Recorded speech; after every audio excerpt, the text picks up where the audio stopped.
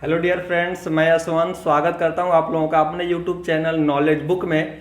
जैसा कि आप लोग जानते हैं कि आज हम लोग बहुत ही इंपॉर्टेंट टॉपिक पर डिस्कस करने वाले हैं जो आपका है फोटो डायोड से।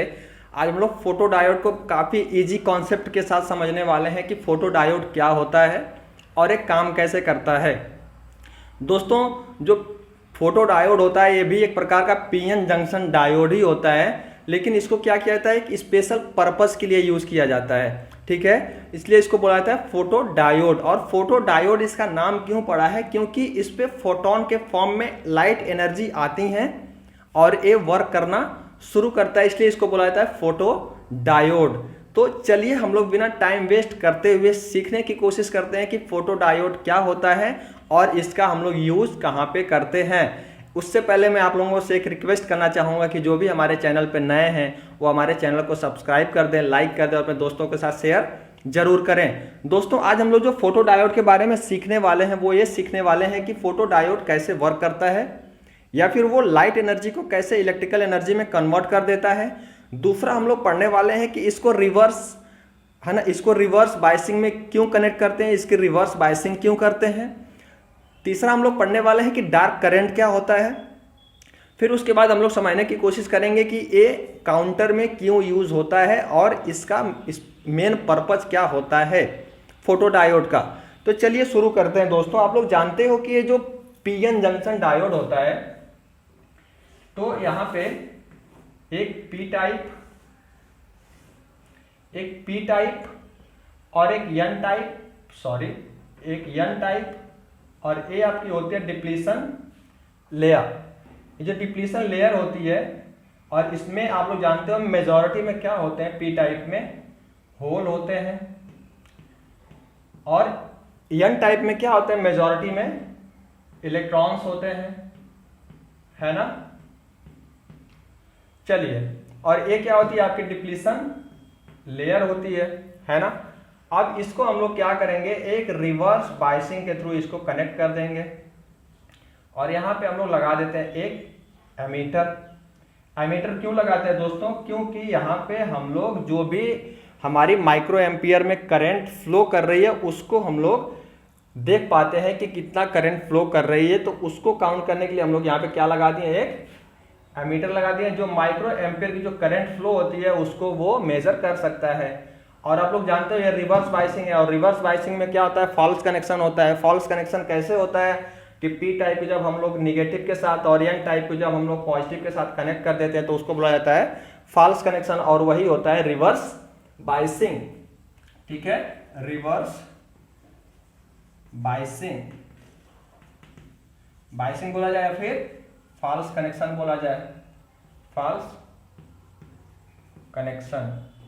ठीक है, पहली बात तो है कि फोटो डायोड क्या करता है, लाइट एनर्जी को इलेक्ट्रिकल एनर्जी में कन्वर्ट करता है और ये रिवर्स बायसिंग पे काम करता है। अब इसको रिवर्स बायसिंग पे काम करवाना तो हम लोग बाद में देख लेंगे, पहले देख लेंगे कि लाइट्स के पड़ने पे जो फोटोन के फॉर्म में जो एनर्जी आ रही है वो जब इसके ऊपर पड़ती है तो करती क्या है।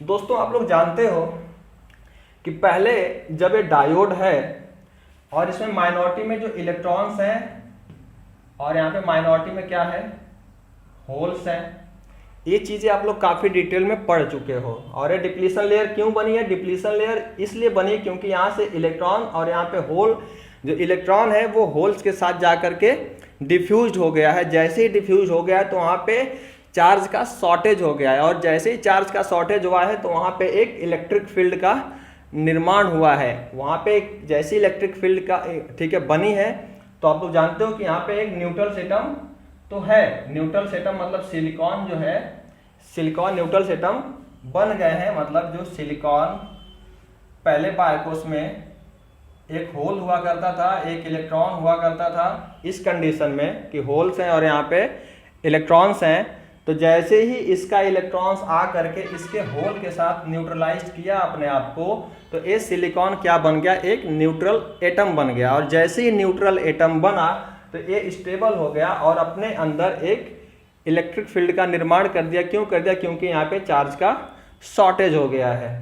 अब जैसे ही यहाँ पे चार्ज का शॉर्टेज हुआ और यहाँ पे न्यूट्रल एटम बन गए, अब क्या होगा, उन न्यूट्रल्स एटम को तोड़ने के लिए, मतलब ये जो सिलिकॉन है इसके बाद उसमें जो 4 इलेक्ट्रॉन हैं ये तो स्टेबल हो गए हैं, इनकी कुछ ना कुछ एनर्जी है। अब एक बैरियर का निर्माण कर दिए हैं और जैसे ही बैरियर का निर्माण किए तो इसके इलेक्ट्रॉन इसके साथ जाकर के मिल नहीं सकते और इसके इलेक्ट्रॉन और इसके साथ जाकर के मिलेंगे नहीं, तब तक करंट फ्लो होगी नहीं। अब क्या किया जाए? अब इसी डिप्लीशन लेयर पे हम लोग क्या करते हैं कि बाहर से फोटोन के फॉर्म में कुछ एनर्जी देते हैं। जब कुछ एनर्जी बाहर से इस फोटोन के फॉर्म में इसके ऊपर आती है और इस इलेक्ट्रॉन को जब कुछ एनर्जी मिल जाती है तो ये इलेक्ट्रॉन क्या करता है, कूद करके बाहर आ जाता है। और जैसे ही ये इलेक्ट्रॉन कूद करके बाहर आएगा यहाँ पे एक होल का निर्माण हो जाएगा। और जैसे ही होल का निर्माण होगा तो आप लोग जानते हो कि यहाँ पे एक फ्री चार्ज मिल गया और यहाँ पे हमको एक होल मिल गया। और आप लोग जानते हो कि ऑलरेडी यहाँ पे एक इलेक्ट्रिक फील्ड बना हुआ है जिसकी डायरेक्शन क्या है, अगर यहाँ से इलेक्ट्रॉन यहाँ पे जाके डिफ्यूज किया तो यहाँ का पूरा एरिया क्या हो गया है, पॉजिटिव हो गया है, ठीक है। और यहाँ पे जाकर के जहाँ पे वो डिफ्यूज किया उसका पूरा सरफेस क्या हो गया है, निगेटिव हो गया है। और आप लोग जानते हो कि इलेक्ट्रिक फील्ड की डायरेक्शन क्या होती है, पॉजिटिव टू नेगेटिव होती है। दोस्तों इन सारी चीज़ों के बारे में भी हम लोगों ने डिटेल डिस्कस किया हुआ है, तो जिसका भी लेक्चर छूटा हुआ है मैं उसका लिंक डिस्क्रिप्शन बॉक्स में डाल दूंगा। मैं आपसे रिक्वेस्ट करूंगा कि उन लेक्चर को जाकर के आप लोग ध्यान से देखें, तो काफ़ी एक कॉन्सेप्ट क्लियर होने वाला है आप लोगों का, ठीक है। चलिए यहाँ पे एक इलेक्ट्रिक फील्ड जो निगेटिव, जो पॉजिटिव से निगेटिव की तरफ उसकी डायरेक्शन है। अब क्या होगा, अब जैसे ही इसके अंदर न्यूट्रल एटम पे, ठीक है, बाहर से एनर्जी आई फोटोन के फॉर्म में, जैसे ही इसको हिट की यहाँ से इलेक्ट्रॉन क्या कर लिया, बाहर निकल गया और यहाँ पे एक होल का निर्माण कर दिया। जैसे ही यहाँ पे एक इलेक्ट्रॉन और एक होल मिला, और आप लोग जानते हो कि जो इलेक्ट्रॉन होता है उसकी टेंडेंसी क्या होती है, मूव करना। अगर उसको पाथ मिलेगा तो वो मूव करेगा। और मूव क्यों करेगा, क्योंकि यहाँ पे एक इलेक्ट्रिक फील्ड है, तो आप लोग जानते हो E बराबर F/Q है ना। यहाँ पे इलेक्ट्रिक फील्ड होने के कारण चार्ज पे एक फोर्स काम करेगा और वो जैसे ही फोर्स काम करेगा क्या करेगा, वो इलेक्ट्रॉन उसकी, है ना, उस पे क्या है, जो इलेक्ट्रॉन होते हैं वो निगेटिव होते हैं, है ना, और जो होल्स होते हैं वो क्या होते हैं, पॉजिटिव्स होते हैं। तो जो इलेक्ट्रॉन है वो पॉजिटिव की तरफ मूव करना शुरू करेगा और जो होल है वो निगेटिव की तरफ मूव करना शुरू करेगी कुछ इस प्रकार से। ये आपकी अगर डायरेक्शन पॉजिटिव टू नेगेटिव है, ये आपका इलेक्ट्रिक फील्ड है, ये आपका अगर होल है और ये आपका इलेक्ट्रॉन है, तो इलेक्ट्रॉन किधर मूव करेगा, पॉजिटिव साइड, और होल किधर मूव करेगा, नेगेटिव साइड। और जैसे ये लोग मूव करना शुरू करेंगे, इलेक्ट्रॉन कूद करके इसमें आ जाएगा और होल कूद करके इसमें आ जाएगा। अब होगा क्या, हुआ कुछ यूं कि इसमें, ठीक है, इलेक्ट्रॉन बढ़ गए और इसमें होल बढ़ गए। जैसे इसमें इलेक्ट्रॉन बढ़े और इसमें होल बढ़े तो मतलब चार्ज बढ़ गए, और जैसे ही चार्ज बढ़ेंगे तो आपका करंट बढ़ जाएगा। और उसी की तो हमको रिक्वायरमेंट्स हैं, चार्ज के बढ़ने की ही तो रिक्वायरमेंट्स हैं हमको। तो क्या हुआ, जैसे ही बाहर से हमने लाइट्स के फॉर्म में, फोटोन के फॉर्म में एनर्जी दी, न्यूट्रल एटम को तोड़े, और जैसे न्यूट्रल एटम को तोड़े वहाँ पे इलेक्ट्रॉन और होल क्रिएट हुए, और इलेक्ट्रॉन और होल, ठीक है, इलेक्ट्रिक फील्ड के कारण क्या करेंगे, मूव करना शुरू करें, क्योंकि उस पर एक फोर्स लगेगा, मूव करना शुरू करेंगे और वो अपने अपने क्षेत्रों में आ जाएंगे। और जैसे ही अपने अपने क्षेत्रों में आएंगे वहाँ पे चार्ज को बढ़ा देंगे, ठीक है। और चार्ज को जैसे ही बढ़ाएंगे तो वहाँ पे क्या होगा, करंट ऑटोमेटिक बढ़ जाएगी। लेकिन अब यहाँ पे रिवर्स बाइसिंग हम लोग क्यों किए हैं, रिवर्स बाइसिंग इसलिए किए हैं दोस्तों क्योंकि आप लोग जानते हो, ठीक है, कि जो उसकी कैरेक्टरिस्टिक होती है रिवर्स बाइसिंग की, कुछ इस प्रकार से हमको मिलती है, कुछ इस प्रकार से क्या करती है, हमको मिलती है। मतलब कि ये आपका है IR और ये आपका है VR। वोल्टेज को बढ़ाते जाते, लेकिन एक ऐसा वोल्टेज आता है जिसको बोलता है ब्रेकडाउन वोल्टेज, और उसी वोल्टेज पे आकर के करंट अचानक से क्या कर जाती है, बढ़ जाती है। लेकिन इस वोल्टेज तक जब तक वो पहुंचे तब तक उसकी करंट क्या रहती है ना, सेचुरेट रहती है, मतलब एक समान रहती है, वो बढ़ती घटती नहीं है। अब क्वेश्चन ये आता है कि ये सेचुरेशन करंट किसकी वजह से बढ़ रही है। तो आप लोग जानते हो, हम लोगों ने पिछले लेक्चर में इसको डिस्कस कर चुके हैं कि ये माइनॉरिटी चार्ज कैरियर जो इसमें p टाइप में इलेक्ट्रॉन्स है और इसमें माइनॉरिटी चार्ज कैरियर जो होल हैं, उनकी वजह से क्या होता है, ये जो आपकी सैचुरेशन करंट है, जो आपकी माइक्रो एम्पियर में करंट है जो फ्लो होती रहती है, वो क्यों होती रहती है? क्योंकि यहाँ पे आप लोग जानते हो रिवर्स बाइसिंग किए हुए हो। रिवर्स बाइसिंग किए हुए तो यहाँ पे होल है, और होल जानते हो पॉजिटिव होते हैं, तो ये पॉजिटिव के साथ क्या होंगे? रिपल होंगे। और यहाँ पे इलेक्ट्रॉन्स होते हैं वो क्या होते हैं? निगेटिव होते हैं, तो वो इसके साथ क्या होंगे?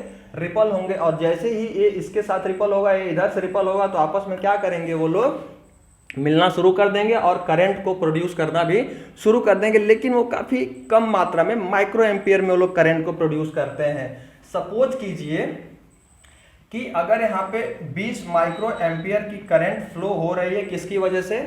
माइनॉरिटी चार्ज कैरियर की वजह से, जब तक लाइट नहीं आई है।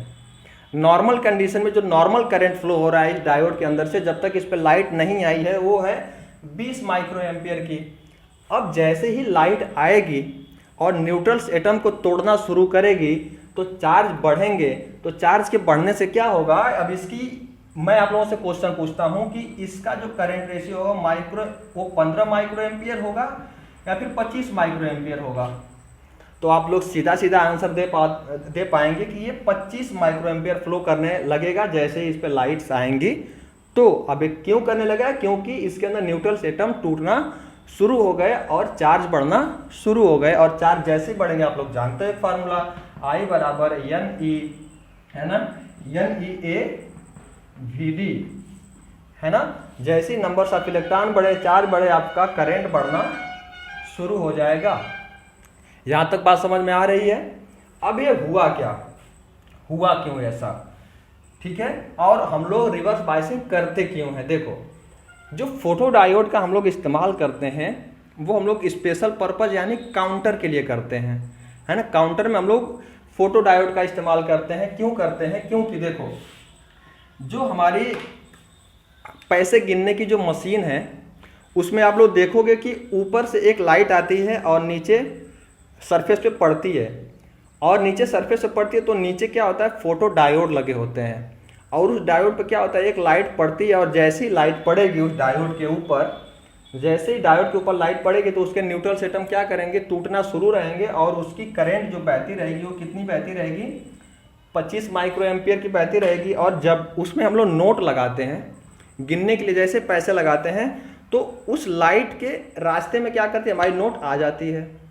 और जैसे ही लाइट के रास्ते में हमारी नोट आती है तो लाइट फोटो डायोड पे पड़ना क्या हो जाती है? बंद हो जाती है। और जैसे ही फोटो डायोड पे लाइट पड़ना बंद हो जाती है तो वो 25 एम्पियर से घट करके कितने एम्पियर पे आ जाता है? 20 एम्पियर पे। क्यों आ जाता है? क्योंकि उस पर लाइट पड़ना तो बंद हो गई।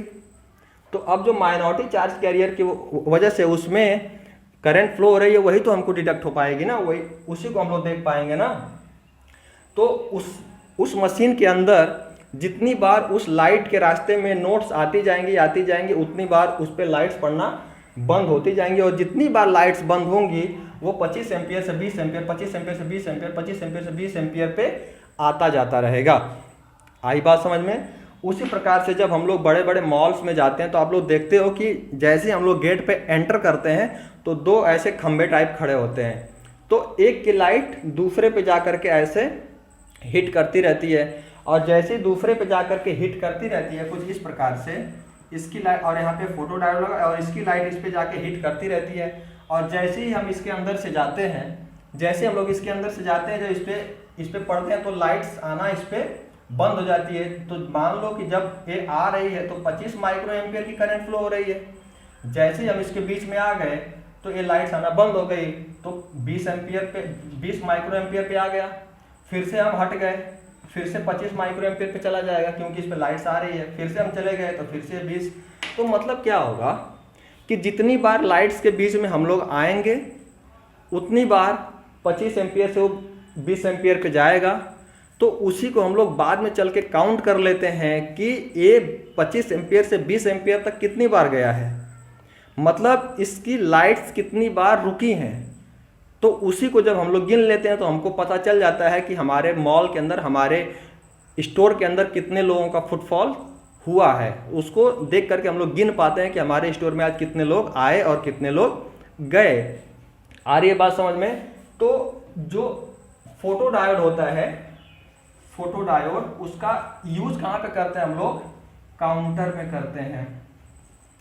ठीक है, काउंटर में इसीलिए कर पाते हैं क्योंकि लाइट्स के बीच में हम लोग क्या करते हैं, अवरोध पैदा करते हैं, और उसी लाइट्स के बीच में जितनी बार अवरोध पैदा करेंगे उतनी बार करंट क्या होगी, ठीक है, 25 से 20, 25 से 20, 25 से 20 पे आती रही। ऐसा कोई मैंने एग्जैक्ट ये वैल्यू नहीं लिखा है, मैंने बस आपको समझाने के लिए ये वैल्यू लिखा है कि नॉर्मल जो करंट है वो 20 माइक्रो एम्पियर की, और लाइट्स पड़ने के बाद वो क्या करती है, 25 माइक्रो एम्पियर की फ्लो कर रही होगी।